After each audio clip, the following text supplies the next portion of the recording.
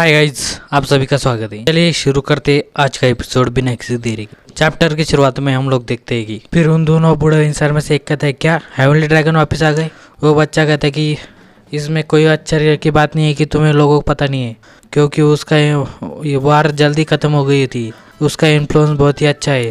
फिर दूसरा कहता है कि लेकिन वो रीज़न अलग है और ये रीज़न अलग है।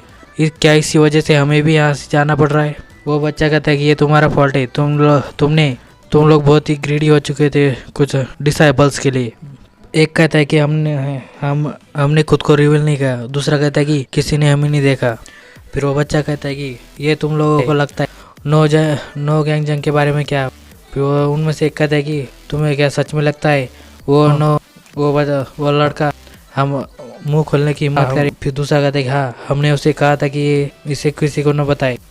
फिर वो बच्चा कहता है कि यहाँ पर और एक पर्सन। वो लोग कहते हैं कि कौन है। दूसरा कहता है कि इम्पॉसिबल। वो बच्चा कहता है कि तुम लोग खुद ही सोचो।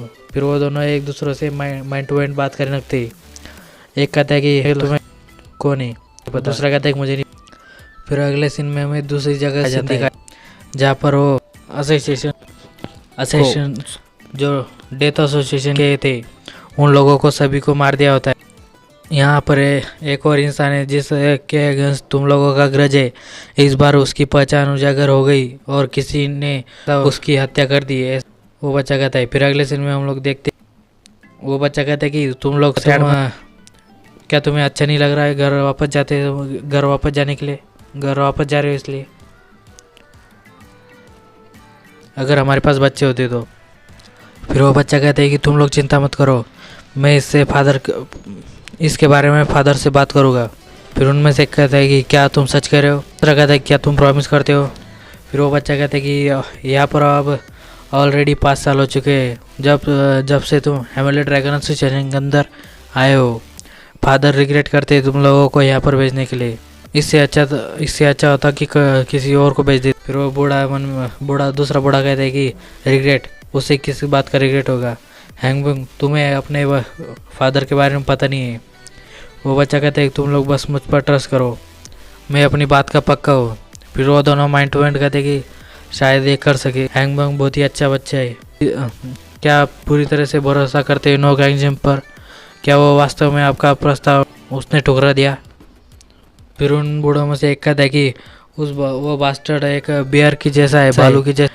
वह दुनिया के काम करने के तरीके से बिल्कुल अलग है, यहाँ तक कि अपनी बेटी से भी ज़्यादा। ऐसे बहुत से लोग हैं जो हमारे पास बहुत सारा धन लेके आते हैं और हमसे विनती करते हैं कि हम उनके बच्चों को अपना स्टूडेंट बना ले, लेकिन समुद्र तट पर बस रेत के कण ही होते हैं। वो बच्चा ज़ोर ज़ोर से हंसने लगता है। फिर वो उन बड़ों में से एक कहता है कि क्या तुम्हें मार खानी है। फिर दूसरा कहता है कि तुम्हारी हिम्मत कैसी हुई हम लोगों पर हंसने की। वो बच्चा जोर जोर से हंसने लगता है और कहता है कि ये बहुत ही फनी है। अगर तुम लोगों ने मुझे मारा तो तुम लोग बहुत बड़ी मुसीबत में पड़ जाओगे। सीरियस हेल्थ प्रॉब्लम है। अगर मुझे एक भी हिट हुई तो शायद मैं मर जाऊँगा। फिर वो बूढ़ा इंसान कहता है कि तो फिर तुम घर से बाहर क्यों आए। क्या आपके एंसेस्टर ने आपको नहीं बताया कि घर पर सिर्फ कष्ट के अलावा कुछ नहीं आता। फिर वो दूसरा कहता है कि वह भी पागल है, वह किसी को भी भेज सकता था, लेकिन उसने एक खतरनाक इलाके में अपने बच्चों को भेजा। वो दूसरा कहता है कि हाँ, तुम्हारे पास पॉइंट है। उसके फादर ने उसे क्या सोचकर भेजा था। फिर वो बच्चा अपने आंसू पोंछने लगता है और कहते कि फादर ने मुझे नहीं भेजा था, मैं खुद ही आ गया था। वो लोग शौक हो जाते। वो कहते कि तुम कहाँ से, तुम घर से भाग के आ गए। फिर अगले सीन में हम लोग देखते हैं कि हमारा हीरो घर के गार्डन में बैठा हुआ होता है और उसके बच्चे ट्रेनिंग कर रहे होते हैं। हमारे हीरो उन लोगों के बारे में सोच रहा होता है। वो कहता है कि मेरे पास चॉइस नहीं है, मैं उन लोगों को लेकर कहीं पर जा भी नहीं सकता हूँ। फिर वो कहता है कि वो ग्रीजस, वो बूढ़े इंसान कहाँ पर चले गए। वो बहुत ही ऐसा व्यवहार कर रहे थे क्योंकि वो ऐसा व्यवहार कर रहे थे कि कहीं वो मुझे मार ही न डाले। फिर हमें तब के वो सीन दिखाया जाता है। वो उनमें से कहते हैं कि तुम्हें पता नहीं है हम लोग कौन है। यदि कोई हमारा स्टूडेंट बन सकता है तो वो किसी भी जगह पर चला जाए, उसे कोई भी प्रॉब्लम नहीं होगी। फिर दूसरा कहता है कि बिल्कुल किसी और के सामने झुकने की ज़रूरत नहीं है। फिर क्या वो अपनी ज़िंदगी में पर लड़ाई करते रहेंगे।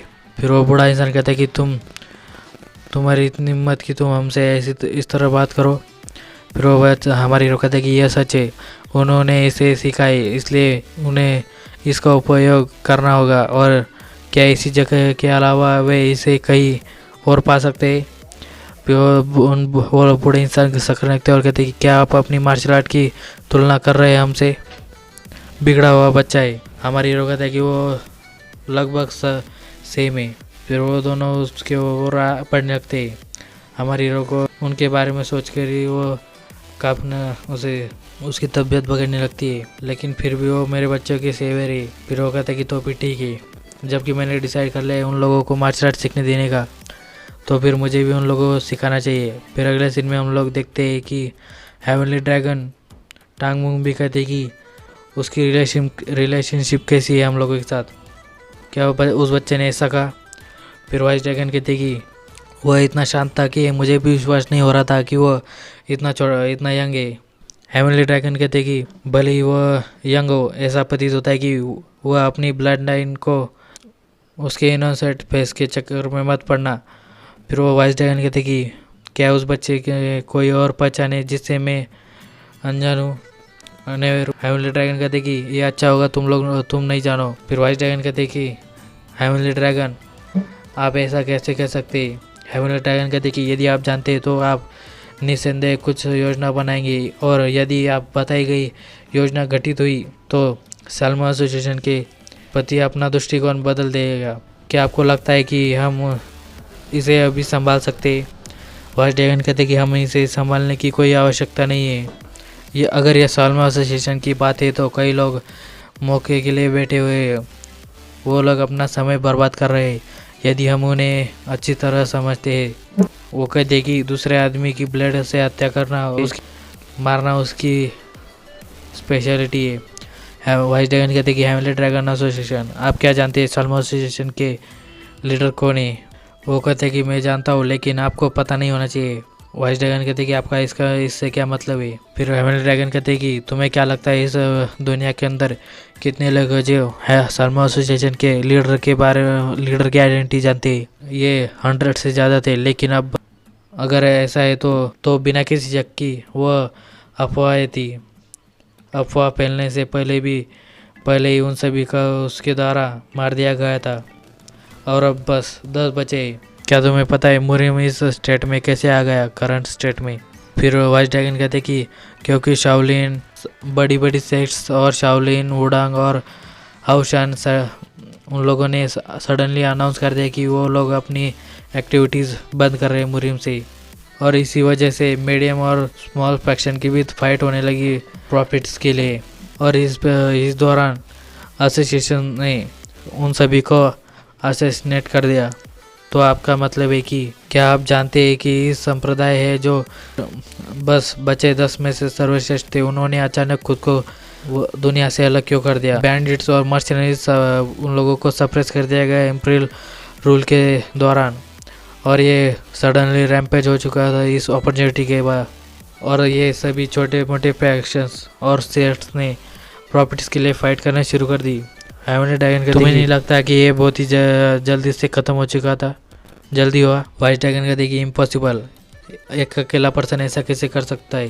हेवनली ड्रैगन कहते कि जागो, केवल 70 साल पहले मुरिम और गवर्नमेंट नॉन एग्रेशन रिलेशनशिप में थे, और एक इंसान ने वो सब बदल दिया। क्या आपको लगता है कि अब यह कुछ अलग होगा? यह व्यक्ति है जिसने मुरिम की सेनाओं के 3 प्रशिक्षित को नष्ट करने के लिए एक ही दिन में 36 से 13 रणनीतियों का उपयोग किया। और वो वाइस ड्रैगन कहते कि मिलिट्री सीक्रेट्स ऑफिशियल कैंगो, एक ऐसा इंसान है पूरे मुरिम के उपयोगिताओं की ताकत को कम करने के लिए हर तरह के 2 मुंह वाले झूठ और जासूसी का इस्तेमाल करा।